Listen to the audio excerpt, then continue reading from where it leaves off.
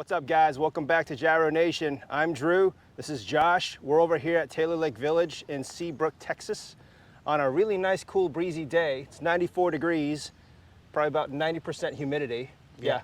Which is down from like 100, 104 for the last few days, so it's not that bad. Yeah, it's been great.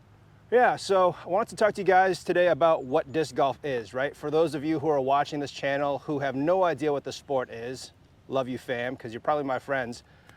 Disc golf is a really cool sport that I picked up during COVID. Josh has been playing for 22 years or so, but the object of the game is literally to put a disc in the basket, all right?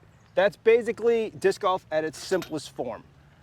To get a little more complicated, disc golf is frisbee golf. So in terms of golf, you have a tee, you have a fairway, you have, instead of a hole, we have a basket, right? And we have a par scoring system. So this particular course is a 9-hole course, and all of the pars are par 3s. Some bigger courses have longer holes, and they have par 4s and par 5s. So really the object of the game is to put the disc in the basket with the least amount of strokes as possible. So getting in the way of all that are different obstacles like trees, wind, you've got rough, you've got some out of bounds, and really, you know, just skill really is what it comes down to. So I'm gonna pass this off to Josh to cover up anything that I might be missing, but that's pretty much it in a nutshell. Just to talk about, disc golf when it started back in the 70s. So a lot longer than I've been playing, a lot longer than I've been alive, to be honest. But really it used to be, very simple. There wasn't a basket like this. You'd have either what was called a tonal pole. So it was essentially just this pole, and when you hit it, kind of made a noise, and that was how you finished the hole. Or they would paint, 2 lines or put 2 strips of, ribbon on a tree, and if you hit in between that, then you finish the hole. That was before they started making baskets. Once they made baskets, then obviously exactly what Drew told you. But there's a lot that goes into disc golf. It's very, scientific, if you will. You can really break it down to the physics that's behind it. It's all essentially fluid dynamics. You have something traveling through a medium, which is air, and here it's very thick. So it's honestly, when I moved out here, just because the thickness of the air, I really had to reteach myself how to play. Even though I've been playing for so long, my discs would fly differently than they would anywhere else. So that's another learning curve. But just the discs themselves, there's a bunch of different discs that you can choose from, just like in golf, like Drew was referring to. There's a bunch of different discs, just like there's a bunch of different golf clubs. So you have a putter, you have a driver, you have a fairway driver, you have a mid-range that we call it, we have a putt and approach. So like these putters I would use from close range, toss it in the basket.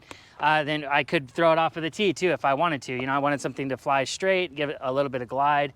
We can get into, a mid-range is gonna go a little bit farther, it has a little bit more weight to it. Usually, it can go up to about like 180 grams. It's gonna have maybe a little bit more speed as it's flying through the air, cut through the air a little bit faster. And then when you get into fairway drivers and drivers, they're very thin profile. They cut through the air very quickly, and you can throw them a lot farther. You can put a lot more torque on it. You can really rip it and, trust that it's still going to fly. It's not just gonna turn and roll into the ground. So yeah, there's just so much that comes down to it, a bunch of different styles of playing, whether you're throwing, a backhand, whether you're throwing a forehand, whether you're throwing an overhand, you're throwing rollers. There's all sorts of different ways to play the game. You'll see, Drew, he throws with both hands. I don't understand that. I can't do that. My left hand looks like, I'm a little schoolgirl trying to throw, something at somebody. It's really bad. So, but yeah, he can throw both right-handed and left-handed. Yeah. So, his shots are going to be different than what I would choose to do on the tee. But it's just the glorious thing about disc golf, is that everyone gets to bring their own style and still be able to play, relatively well, if not very well, So it just comes down to practice, just like any other sport. You got to put in the time if you want to see the results. But other than that, yeah, I mean, the different styles of throwing, generally speaking, if I'm talking about only like, a right hand backhand, right? So I'm going to throw like this. That's a backhand. If I want to throw it flat, that's one type of throw. But what the disc naturally wants to do, for the most part, most discs want to come out of your hand if you're throwing a right hand backhand, and they want to go from the right, and they'll start falling to the left. That is called really that angle that it's falling on is called a hyzer. So that would be the hyzer angle that the disc wants to naturally fly on. So if I want to do something opposite of that and I want to make it go opposite of hyzer, that's called anhyzer. So I would be throwing it like this on an angle to where it kind of floats and goes the opposite direction. Or, you know, if it's overstable enough, which we can get into that a little bit later, but as it goes this way, it might even flex back and come and, you know, still finish with the hyzer because that's naturally what it wants to do. So a lot of it comes down to, like I said, practice, but really there's so many different styles of throwing. You really just need to get out there and try it yourself, you know, find what feels comfortable. You can watch videos all you want. You can learn from, you know, the best pros that are out there, but it all comes down to your body stature, the way that you naturally feel like you have balance when you're throwing, what feels comfortable. And that's what's gonna really allow you to excel in the sport. You don't need to just mirror yourself off of somebody else. You really just need to figure it out yourself, figure out what feels comfortable and kind of run with that. Yeah, disc golf, I'm finding out, is a game of consistency, right? Can you throw the same shot every single time? It's not about ability, because, you know, I spent the last year and a half that I've been playing just learning how to throw a disc. And I can throw a disc fairly far, but I'm not confident in throwing the same shot over and over again. And, you know, at the end of the day, when you're hitting obstacles on the course, you're gonna want to avoid them, but if you keep hitting them, you know, all that work is just like, well, you know, I trained a lot, but, you know, I happened to hit a tree. And at the end of the day, I'm not a pro disc golfer. So a little bit about the discs here is that these are in the Frisbee class, but they're not quite Frisbees. They're a little different, a little bit smaller. Frisbee will be a little bit bigger, a little bit deeper. These are called discs, and if you ask a disc golfer, they're gonna be offended if you call them Frisbees, because at the end of the day, these are more technologically advanced. With putters, and correct me if I'm wrong, based off my brief read up on the history, putters usually used to be the disc that people would throw when the sport first began, right?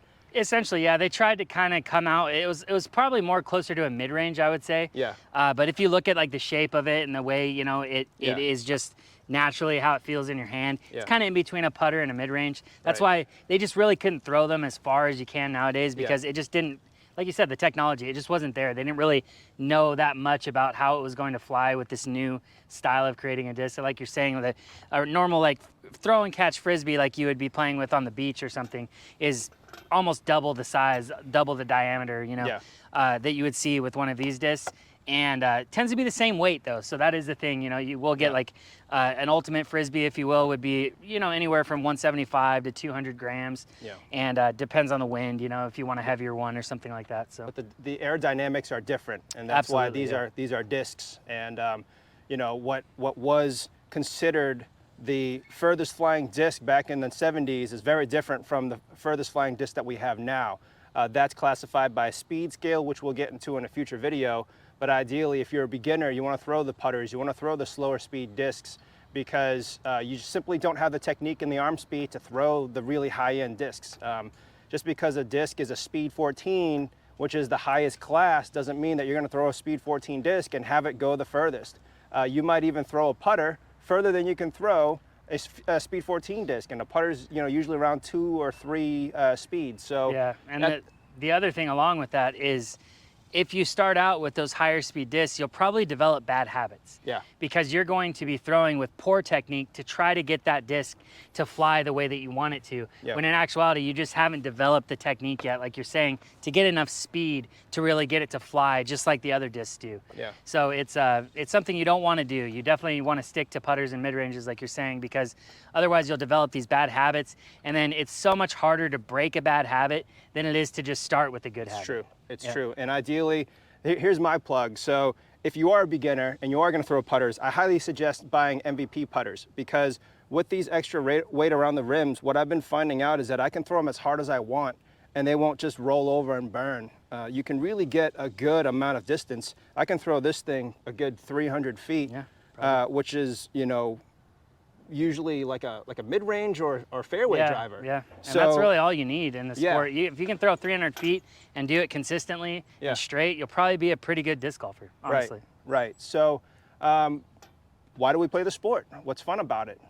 Well, first off, there are two things. First off, just watching the flight of the disc in the air for us, it's just a joy.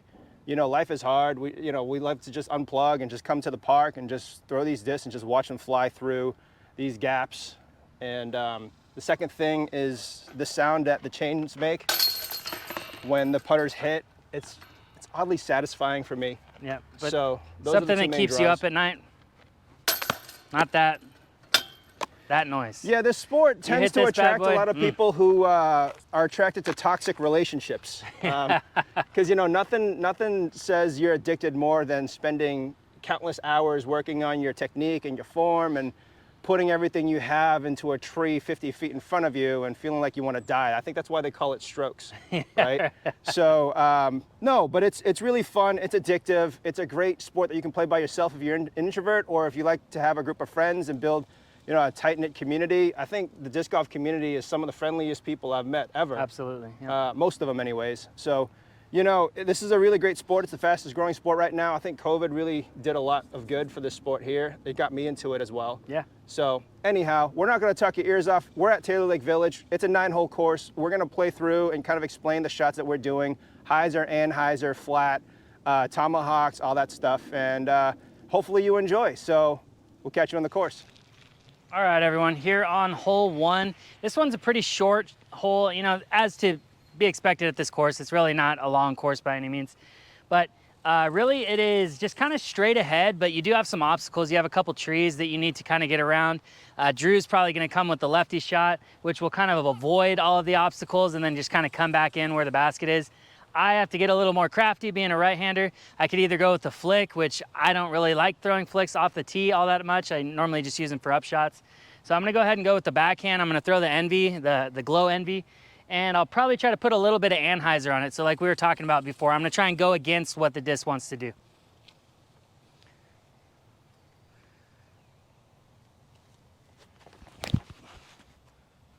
Yeah. Nice. Okay, so I'm gonna try to show you the lefty lines as best I can on this course, with the exception of hole 6, which is right by the street. I don't wanna throw left-handed because I don't wanna accidentally throw a disc into the street. So I think I'm gonna treat you guys to a different shot on hole 4 too, but mainly this is gonna be a lefty shot for me off the tees, okay? When I'm off the tee, I can throw any hand I feel like I want. So I'm gonna throw this Envy as well. I think it's an Electron Envy. I'm gonna throw it straight and let it just hyzer in towards the basket.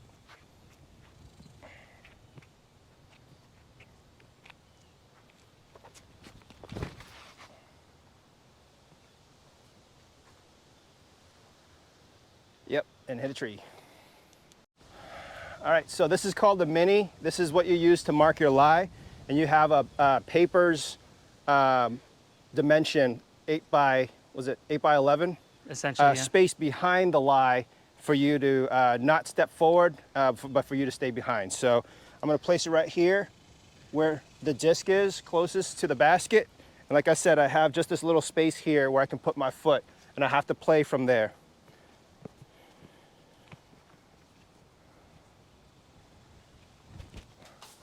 Oh, see what I mean about people who just like suffering? That's what we do.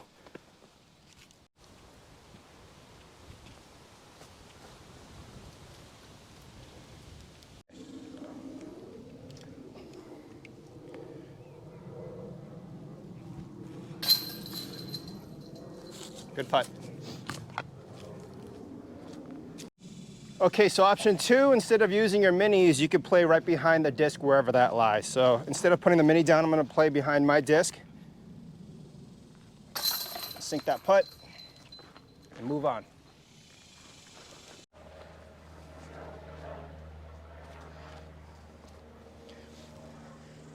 So after that first hole, I ended up taking a birdie.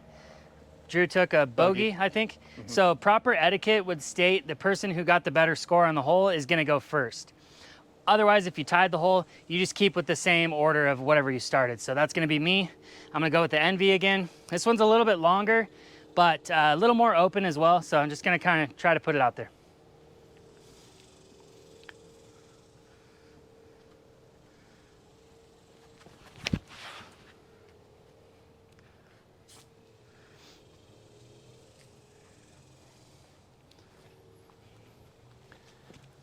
like Josh said, he got a birdie, so his score right now is -1. Par is even. And then I got a bogey, so I'm a +1 right now.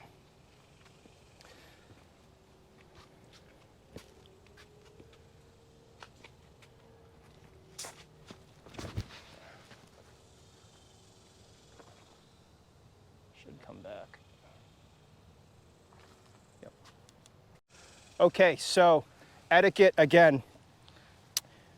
When you're playing on your card, the person whose disc is furthest from the basket gets to go first. So right here, here's my proxy, and there's Josh's envy. Because I'm further from him, I get to go first. So I'm gonna put my mini down, and I'm gonna try to make this putt.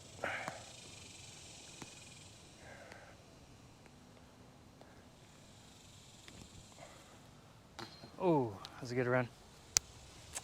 Yep. That was very close. One advantage to going after the person that just went with pretty much the same putt, I got to see what the wind's gonna do to his disc, so I'm gonna try to use that to my advantage, but I'll probably still miss it, so. No, you won't. Oh. That headwind. Yeah, that headwind was rough.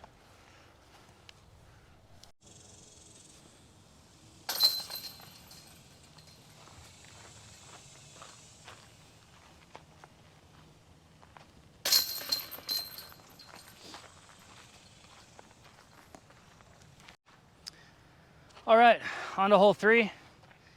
Same order, because me and Drew both parred the previous hole. So I'm gonna go with the mid-range on this because I need it to kind of hit the gap with a little bit more speed. Wind is kind of a tailwind, so we'll see how it goes.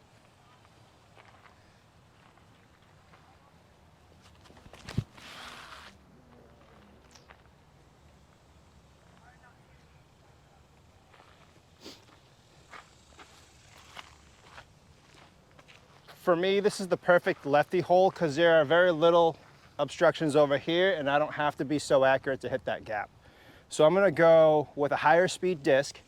I'm gonna throw it on hyzer and try to get it through the gap of those trees there. And once it hits the ground, I'm counting on it to bounce up towards the basket and just sit around there.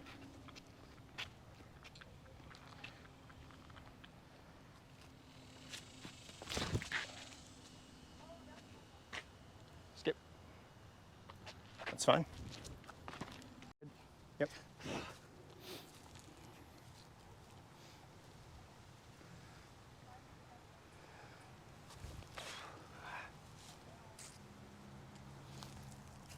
It's like a headwind here.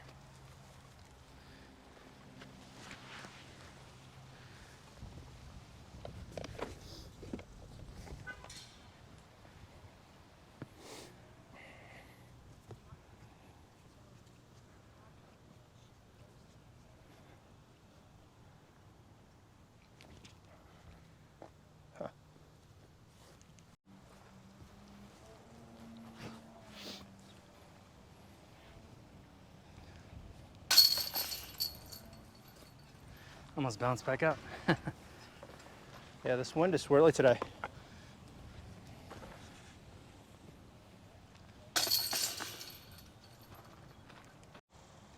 All right, so I think we kind of talked your guys' ears off enough now. You got a basic understanding of the sport. We're just gonna go ahead and throw the rest of the round. Might tell you, what disc we're using, what type of throw we're gonna go with. And yeah, that's pretty much it. So I'm gonna throw the proxy. It's a putter. Very short hole, just gotta throw it dead straight.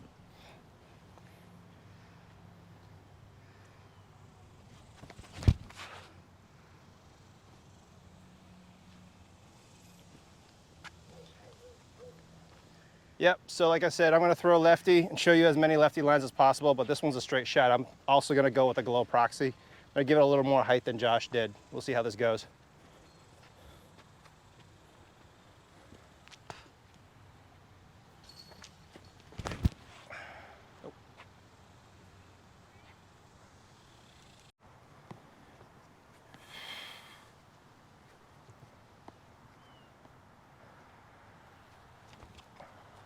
Oh, good bid. That one branch. No.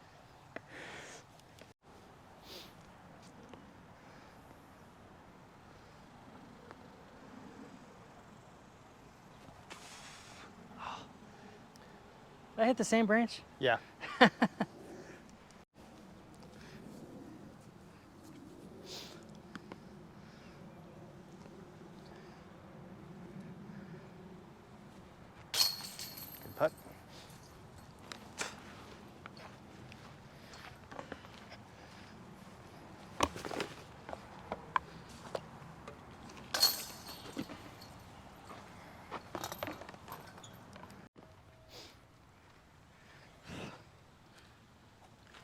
Going with the Vanish.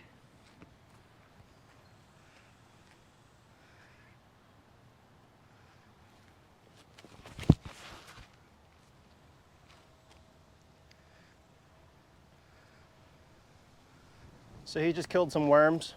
And parked the basket. Yep.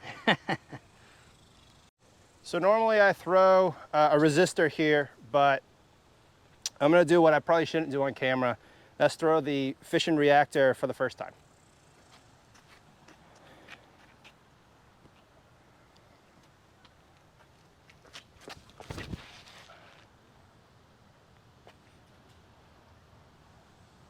That's fine.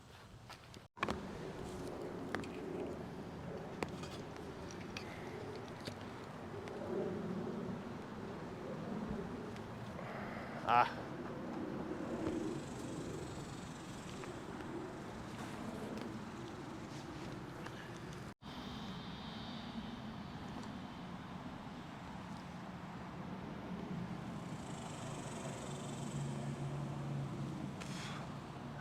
Good run.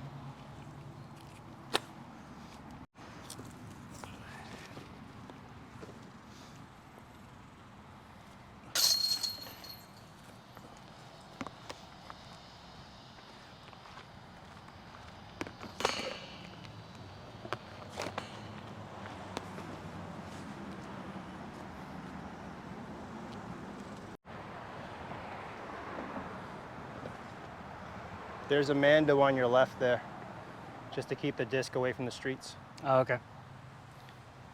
All right, going with the Octane. It's pretty windy out here. This hole isn't very far, but I do want to kind of play a skip shot and get around that tree.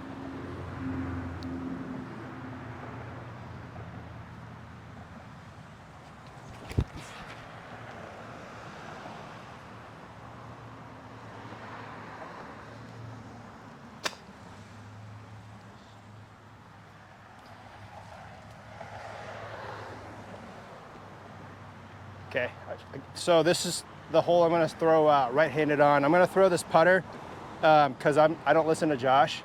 So I'm gonna throw this Atom and I'm gonna put it on hyzer, let it go straight, hopefully finish to the left there.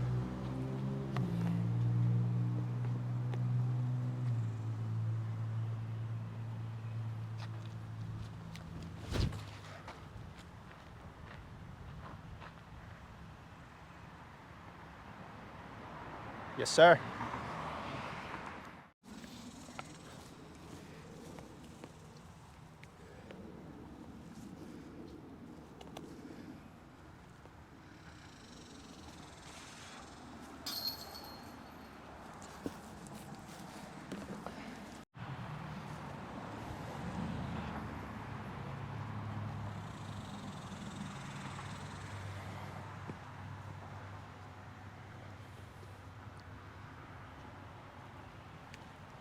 Yep. Nice putt. Good birdie.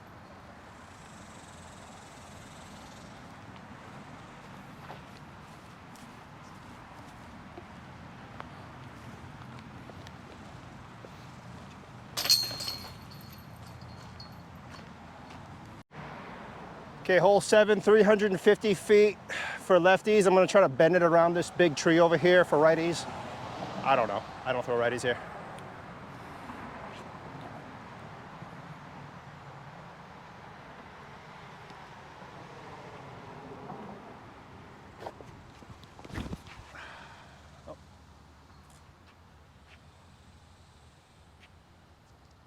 And that, ladies and gentlemen, is called a nose up release, and it sucks.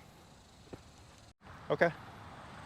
All right, so I'm gonna go with the Tantrum, and this one's pretty overstable, so I should be able to trust it onto like an anhyzer release and just kind of get it around that tree. Really hard hole for a righty unless you got a really long flick.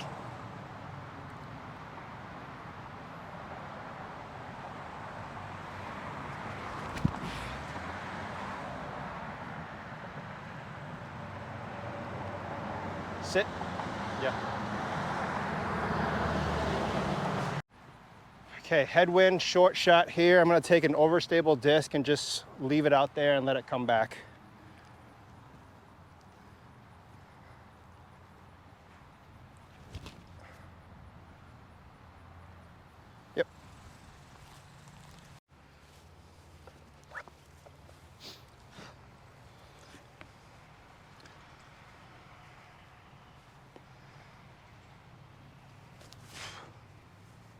Ooh, good run.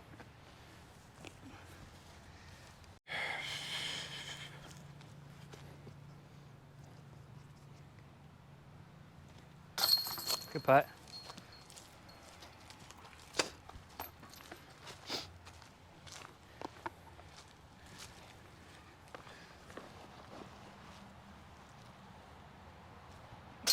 Good putt.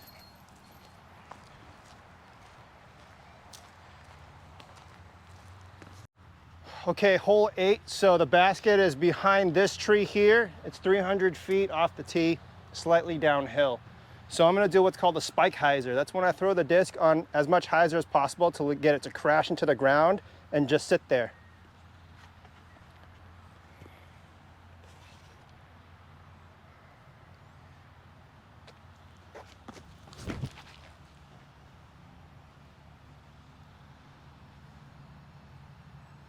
Ooh, short. That never happens. So I'm taking the righty route. I gotta avoid that big tree a little bit more. So I'm gonna throw something that's a little bit understable, so it's gonna kind of flip up and fly a little straight before it cuts back in.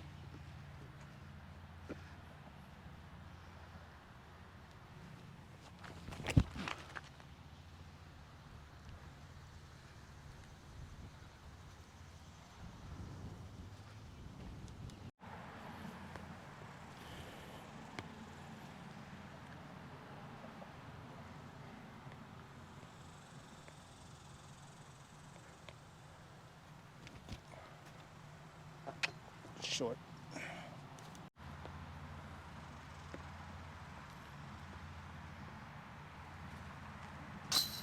Oh, that's why they call it a stroke.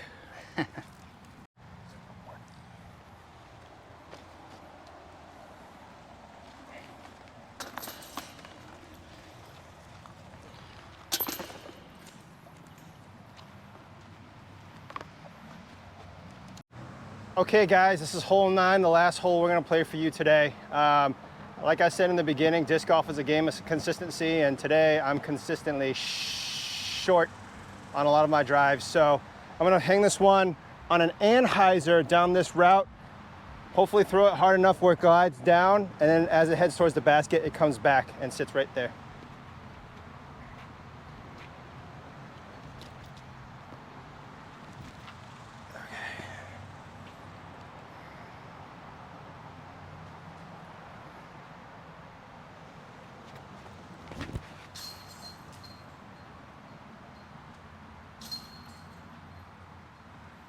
Just that little branch.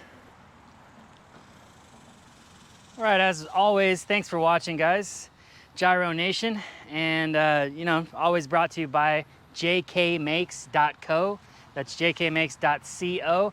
Go check it out. We'll have some custom dyed discs on there, as well as some ceramics pottery that my wife has made. So give it a you know, like, share, and subscribe to the video, and we'll be putting out content as much as possible. So hopefully this was informative and you guys enjoyed it.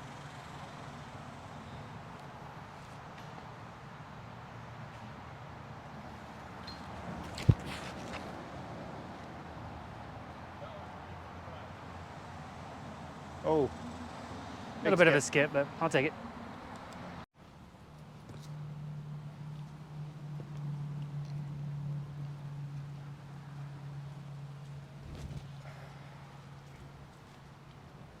Oh.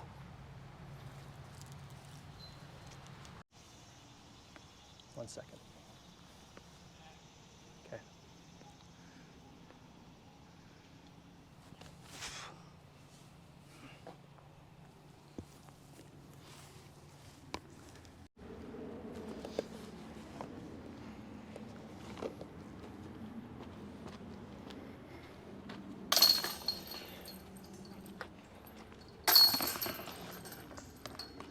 Thank you. Yep.